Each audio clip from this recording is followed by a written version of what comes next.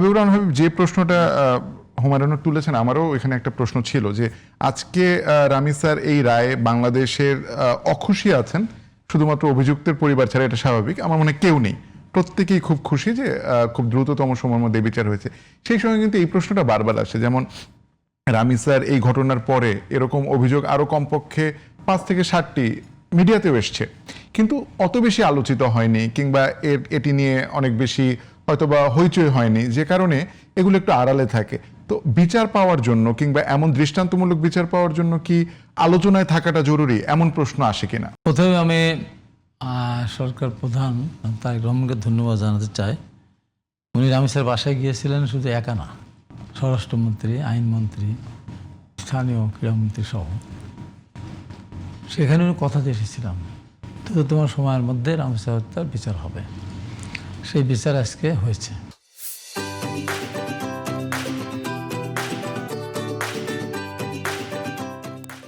এবার আমার সৌভাগ্যবশত হোক আর যেভাবেই হোক, কাকতালীয়ভাবেই হোক, আমি অ্যাটর্নি জেনারেলের কাছে গিয়েছিলাম একটা কাজে, আমার নিজের একটা সমস্যা নেই।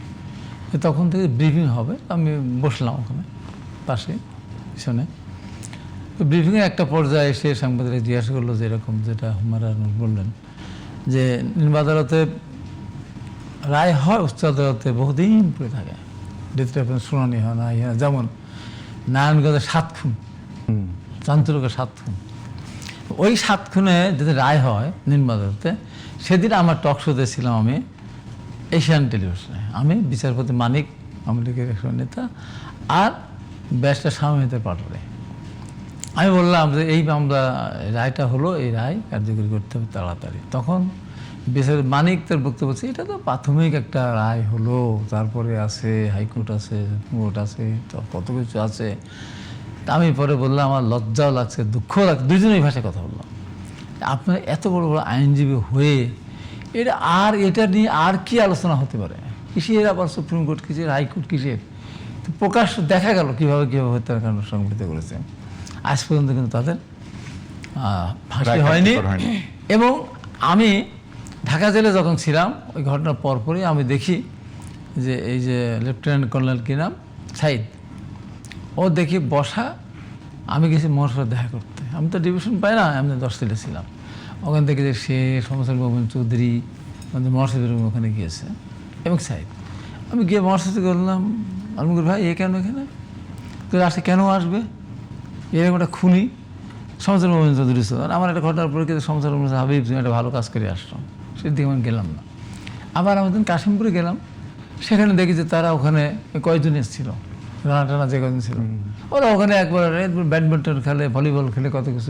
শালা খুনি, আমার এখানে খেলবে এই সাহেব নামলে পরে সারা পিছনে মারবা, ব্লেড মারবা, আর ভয় নামে নেই। এই যে এখন পর্যন্ত ফাঁসি হয়নি। আজকে ওখানে বসে থাকা অবস্থায় কথা বললো, আইজিপির সাথে কথা বললো, তার কারের সাথে কথা বললো, সে একই কথা যেটা বললো, অতি দ্রুত এই যে ইয়েগুলি শুনানি অল্পতে খুব তাড়াতাড়ি স্পেশাল করে এটা খুব তাড়াতাড়ি এগিয়ে ওটা বলেও দিল ওখান থেকে।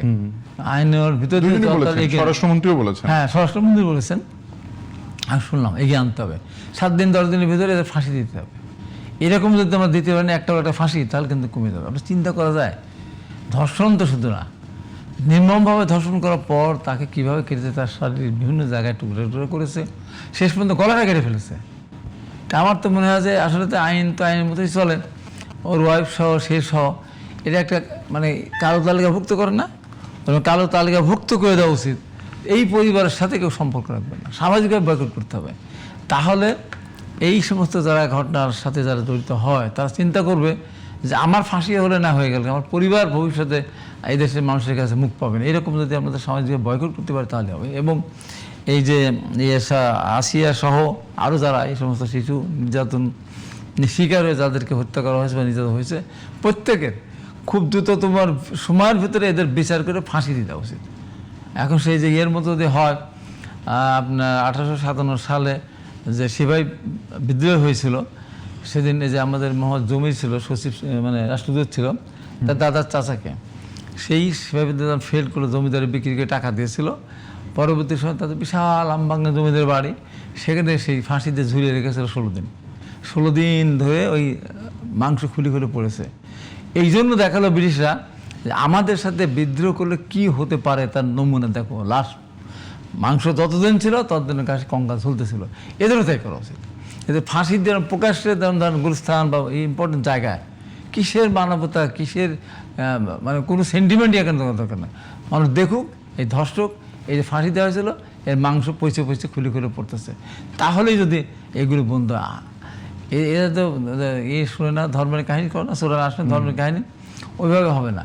এই যদি ব্যবস্থা করা যায়, এবং সরকারকে বলবো এটা একটা ধন্যবাদ পাওয়ার একটা কাজ করেছেন। অতীতে আরও যেগুলি এই ধরনের চাঞ্চল্য ঘটনা আছে সেগুলিকে আলাদা স্পেশাল বেঞ্চ করে, যেমন নির্বাচনের জন্য স্পেশাল বেঞ্চ হাতে আছে, এরকম এইগুলোর জন্য আলাদা। সবগুলি আমাদের দীর্ঘদিন ধরে বিচার ব্যবস্থায় মানে এত বিচারকের সংখ্যা কম। আওয়ামী লীগ দীর্ঘ 15.5 বছর ক্ষমতা ছিল, নিজের লোকজনকে ঢুকেছে, আরও ঢুকাতো, তাও তো আর বিচার ব্যবস্থা যেভাবে ঝুলে আছে দীর্ঘদিন একটা করতে করতে করতে করতে বা জীবনই শেষ হয়ে যায়। দ্রুত সময়ের ভিতরে এই দৃষ্টান্ত স্থাপন করতে পারে। এই সাথে আরও কিছু কাজ করতে হবে। সেই কাজটা হলো কি, এই যারা ব্যাংকে টাকা চুরি করছে, মানি লন্ডারিং করেছে, বাইরে টাকা পাঠিয়েছে, এগুলিকেও ধরে ধরে আইনের আওতায় নিয়ে আসা উচিত। তাহলে দেখবে যে দেশটা সুন্দর হয়ে চলবে বিশ্বাস করি, এবং সরকার ওইদিকে যাবে বলে আমি বিশ্বাস করি, এবং সরকারকে বলবো এই বিষয়ে বিশেষ নজর দেওয়ার জন্য।